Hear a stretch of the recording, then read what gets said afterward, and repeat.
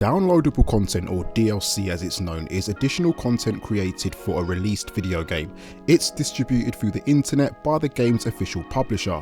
Downloadable content can be of several types, ranging from aesthetic outfit changes to a new extensive storyline or an expansion pack. As such, DLC may add new game modes, objects, levels, challenges or other features to a complete already released game. Believe it or not, downloadable content has actually been around for decades but became prevalent in the 21st century, and especially with the rise of internet-enabled 6th generation video games consoles. Special edition or Game of the Year re-releases of games often incorporate previously released DLC along with the main title in a physical package, or downloadable by way of things like Steam and console-based market stores, in a digital format if you will. Now, just like the main game itself, when DLC packs get released, they always go through scrutineering. They can be polarizing, divide opinion, and rely heavily on whether or not the public will be receptive to it. In some isolated and serious cases, a DLC pack can actually be more important and crucial and critical to the actual game than the actual base game itself, if when the original base game was launched it failed to capture the public's imagination and pretty much flunked. So the question is, how do we go about measuring the quality of a DLC pack when it becomes available?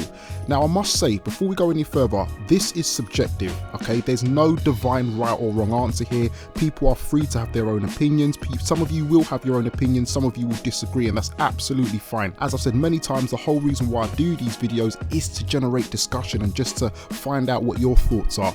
Me personally, when I look at a DLC pack, there's three areas that I'm concerned about. First and foremost, the quality of the content itself. So as we're focusing specifically on arcade or action open world based races, the type of content I'll be looking for whenever DLC packs come out will obviously be expandable car lists, so extra cars to play around with. I'll also be looking for more races, missions and event types, or potentially even an expansion of an actual story if that's applicable, additional multiplayer features, customizable parts, and perhaps even map expansion.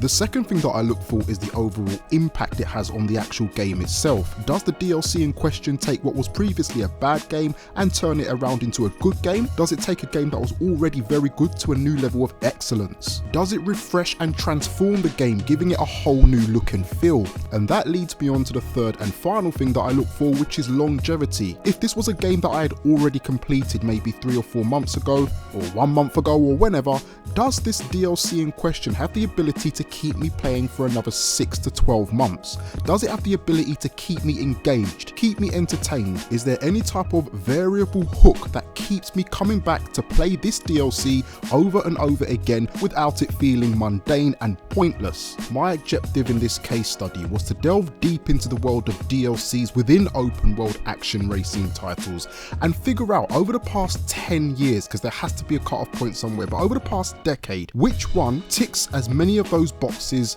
as possible. Quite simply, what was the best quality DLC within that time frame? So what we're going to do is look at arcade races that came out across the past 10 years.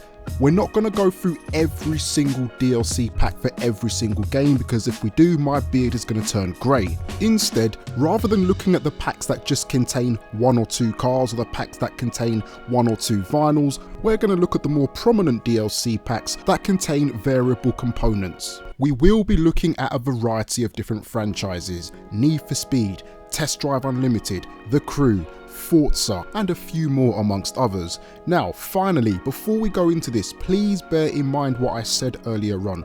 I'm not looking at every single DLC pack. I'm only looking at the ones that are worth talking about, that had a significant impact on that game and can enter the conversation for being potentially one of the best DLCs of the past 10 years. Right, so starting things off, let's look at the Need for Speed franchise. So, of all the DLC that was available for Need for Speed Undercover, the two that I've picked out are first and foremost the Collector's Edition upgrade. The Collector's Edition upgrade is a digital upgrade for the standard game that includes additional vehicles and customization content. It was made available for purchase on November the 17th, 2009 for the PlayStation 3 and the Xbox 360 releases. It involved the BMW Z4 M Coupe, the Dodge Challenger Concept, the Koenigsegg CCX, the Mercedes-Benz SL65 AMG, the Porsche Cayman S, as well as a further 10 tuned cars, 12 extra event routes and 35 vinyls. The other DLC pack was the Challenge Series expansion. The Challenge Series expansion was a free pack that included 60 Challenge Series events and 3 unlockable reward cards. The pack included the Challenge Series itself, 30 Street Tier events, 30 Pro Tier events, the Mazda RX-7 Battle Machine, the Porsche 911 GT2 Speed Machine, and the Chevrolet Corvette Z06 Dominator car. Moving on to Need for Speed Hot Pursuit. Now this game is quite interesting because it had quite a lot of different DLC packs. The problem is that majority of them were very small in terms of the sheer content. So for that reason, the one that stands out most, the one that was the most significant, was the Armed and Dangerous DLC. Arms Race is a multiplayer game mode. The game mode involves a point-to-point sprint along a set route that is limited to a maximum of 8 racers, and the first racer to cross the finish line is the winner. All players are given equipment to use against each other involving jammers, turbos, spike strips and EMPs. Mario Kart meets Need for Speed, anyone? Players earn bounty as they continue along the set route of the event. The additional bounty is awarded based on their performance at the end of the event. The other mode in this Armed and Dangerous pack was quite simply known as the Most Wanted mode. The Most Wanted racer had to escape the engagement range of all the Seacrest units or wreck all the units in question. Racers have to protect the Most Wanted racer from the Seacrest or wreck the units, and Seacrest officers have to bust the Most Wanted racer by either depleting their damage meter or pinning them against the unit. When it comes to Need for Speed The Run, by far and away the most rounded and wholesome DLC that came out for that game was the Heroes and Villains Plus limited edition upgrade. It contained the Underground Challenge series, the Most Wanted Challenge series, the Carbon Challenge series, 3 variants of the Chevrolet Camaro ZL1, 2 variants of the Lamborghini Aventador LP700-4, 3 variants of the Porsche 911 Carrera S. Now Need for Speed Most Wanted 2012 and Need for Speed Rivals never had anything significant whatsoever to offer of note, so we're going to go straight to Need for Speed 2015. Need for Speed 2015 brought about speed lists, 3 different multiplayer tournaments, speed, style and mixed. There was also the infamous Prestige mode, which offered a collection of more difficult speed, style, build, crew and outlaw events. There was also activities in the way of competitive skill-based challenges dotted around Ventura Bay, and there was also daily challenges, offering a unique decal for each challenge beaten, with over 150 to be unlocked. And finally, thus far in Need for Speed Payback, so far there has not been anything that I would consider to be worthy of this discussion, although there is time for that to change later on down the line, given the fact the game's not even a year old yet. Right, the next franchise to look at is Forza, specifically the Horizon series. So starting things off, Forza Horizon 1, this is very easy. The standout DLC for that game was the Rally Expansion Pack. The Rally Expansion Pack is a large content pack released on December the 18th, 2012 that includes the Horizon Rally Championship, Rally Routes, Rally Performance upgrades and 5 cars, including the Ford Escort RS Cotsworth, the Lancia Stradale, the Mitsubishi Lancer Evolution 8, the Subaru Impreza WRX STI and the Toyota Celica GT4. But there was also the 1000 Club Expansion Pack, which is a free large content update that includes 1000 challenges with 10 achievements and 2 more cars, the Ford F100 and the Rough CTR2. Forza Horizon 2 had 2 standout DLC packs. First, it had the Storm Island expansion. The expansion includes a new location, 5 new event types along with 90 events, new collectibles, 6 cars, additional achievements and a barn find. On top of that, they also had the infamous Fast and Furious expansion, which included a new location that comes with a separate career mode, a barn find. In addition, it contained 8 cars from the actual movie franchise itself and additional achievements. The latest iteration of the franchise, Forza Horizon 3, had the Blizzard Mountain expansion, which included a new location, a new campaign, new event types, 50 events and challenges, additional achievements, 9 cars and a barn find. There was also the Hot Wheels expansion, which included a new location, a new campaign, new event types, new skill types, boost pads, loops, challenges, 28 achievements, 10 cars and a barn find. When it comes to Test Drive Unlimited 2, the most notable DLC was the Casino Online pack. giving you several different slot machines and the ability to confront other players at poker, Texas Hold'em and participate in tournaments. You also get to unlock 2 exclusive cars, the Audi R8 Spider and the Spiker C8 Spider. You also win other exclusive prizes like furniture for your house, stickers for your car and clothes for your avatar. The pack also contained 10 new levels of progression. So there you have it, a good mixture of different types of variable DLC across different brands. Some of them had a great mixture of car packs and game modes.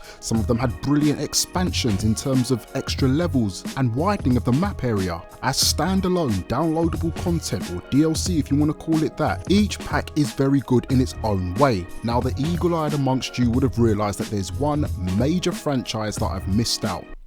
Roll clip. Peggy 12.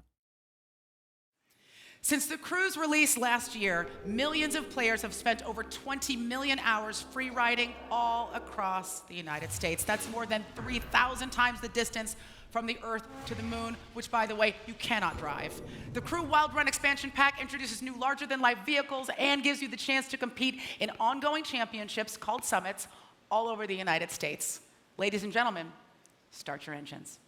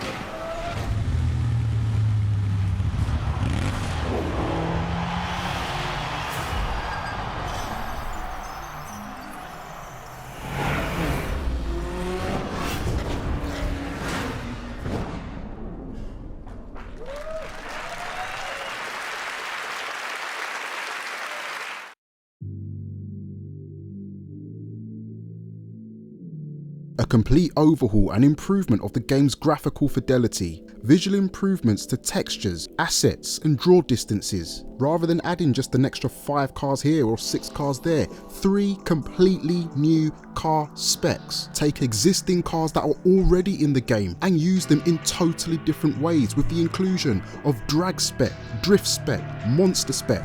On top of that, a whole new type of vehicle with the addition of bikes, not just standard bikes, dirt bikes, street bikes, classics. A complete restructuring of the handling model for improved physics. The addition of dynamic weather. Had you already completed the main story campaign, the Crew Wild Run expansion DLC gave you a completely different way to play the game by way of the new Summit event, a massive monthly tournament made up of tons of different PvP and PvE challenges. Work your way to the top of the Summit leaderboards and you could earn some exclusive prizes. And on top of all of that, the inclusion of the free drive events in the open world that you could participate in at any given time whilst you're cruising around the ridiculously humongous United States map.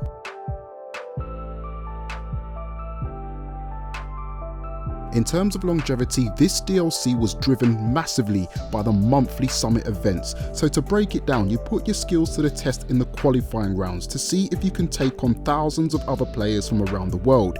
If you do well in these qualifying rounds, you'll earn a ticket. You need 3 tickets to get to the summit, but let's say you don't manage to rack up enough, you can spend some of the in-game money you've earned by completing challenges and missions and buy your way in. Once you make it to the summit, you'll take part in every kind of challenge the game has to offer, using both the classic specs and the new Wild Run specs. All of the points you earn through the various summit activities, both PvP and PvE, go towards your final overall summit score. Every 2 months, the top summit players would receive a very special prize in the form of an exclusive vehicle. Those vehicles rotated with every prize cycle, ensuring you had something really cool to show off in the open world. Now, if that's something that you're not really interested in, as I mentioned, there was also the inclusion of free drive challenges, where you're given the ability to craft your own missions and put them out there for your friends to try out. Set the location, make up your own rules and engage in a little friendly competition with your buddies buddies to see if they can beat you at your own game. Then on top of that, there were free drive stunts, a series of very brief challenges randomly presented to you. As you complete more of them, the challenges get harder and harder, pushing you to work with your crew to meet your objectives. Crazy things such as driving the wrong way down a crowded street as fast as possible, trying not to wreck, to slaloming through a desert, kicking up dust as fast as possible. Each of these quick challenges were meant to last no more than 1 or 2 minutes, and you can stop at any time. If you just keep going, the game will continue to randomly generate stunts for you and your crew. Earlier on in the video, you heard me mention 2 very key points. In terms of longevity, I expect something to keep me engaged by way of hooking me in, because that is how you keep me playing for longer. The main purposes I enjoyed playing the Summit was number 1, first and foremost, to get my hands on the new cars that were coming out.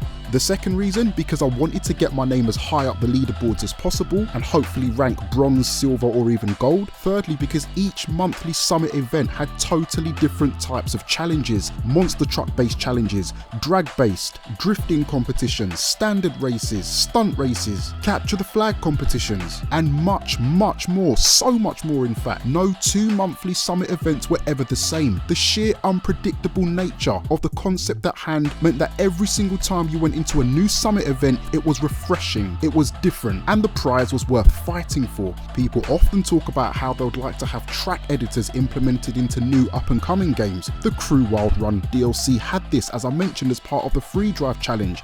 I'm actually part of the Crew's Facebook community, and the free drive challenge system is part of the reason as to why the engagement level in the game was so good, so solid, even 2-3 years after it was initially made. People posting up newly created events for other people to try and beat. Unlimited levels of creativity breed for endless possibilities, which increase longevity.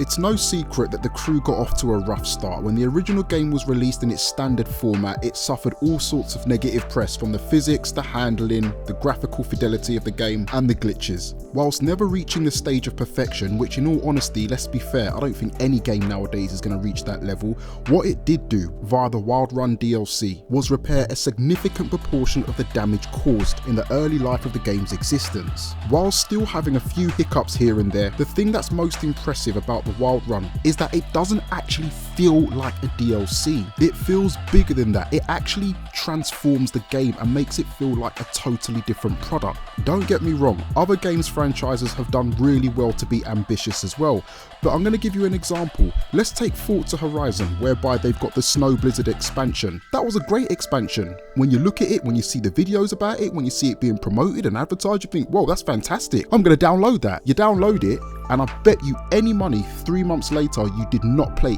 any of those snow-based events again, due to there not being much of a hook to grab you back into it. If you look at Need for Speed, what they decided to do in a lot of their DLC packs was cram as many cars as possible in. Now that's great, but what I like most about the Wild Run was not only were you getting new cars on a monthly basis, but by expanding the different type of specs available, including drift spec, drag spec, as I mentioned earlier on, what they're now doing is making previous cars that were already in the game intriguing to use, as you can now use them in different ways. So it's almost like they're refreshing the whole car list, if that makes sense. At the end of the day, there are so many different types of arguments that you could make for each and every one of those DLC packs that I've mentioned in this video. But for me, based on the way that I look at DLCs, factoring in the amount of content, factoring in the longevity cycle, factoring in the impact that it has, the Wild Run DLC has to be considered the best arcade or action open world based racing DLC of the past decade. So to conclude, what I want to know from you guys is, what are your thoughts around this? What are your thoughts around the different types of DLCs that I mentioned in this video? Perhaps you guys have got a DLC pack from another game that I've not mentioned that you feel is even better than the Crew Wild Run. How do you look at the DLCs? What are the things that you look at when rating how good they are? Let me know in the comments section as usual.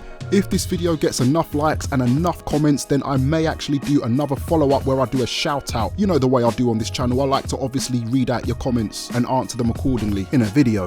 If it's your first time around here, I wish you a BOURNE welcome. Thank you so much for staying to the end. I know this was quite a long video. Be sure to hit the subscribe button and turn your notifications on so you know when the next video comes out, and I will see you when the next video comes out. Take it easy. Peace.